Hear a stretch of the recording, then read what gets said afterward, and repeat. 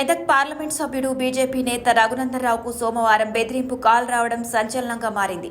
మావోయిస్టుల పేరుతో ఒక గుర్తు తెలియని వ్యక్తి ఫోన్ చేసి ఆయన్ను అదే రోజు సాయంత్రంలోగా హతమారుస్తామని బెదిరించాడు. ఈ ఘటనపై రఘునందనరావు రాష్ట్ర పోలీసు డీజీపీ, మెదక్ ఎస్పీతో సహా ఇతర ఉన్నతాధికారులకు ఫిర్యాదు చేశారు. అయితే రఘునందనరావు సోమవారం మేడ్చల్ జిల్లా దమ్మాయిగూడలోని ఒక పాఠశాలలో జరుగుతున్న కార్యక్రమంలో పాల్గొన్నారు.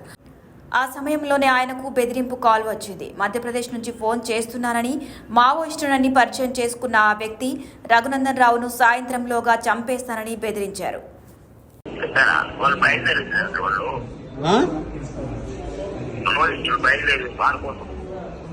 ఎక్కడి నుంచి బయలుదేరారంట?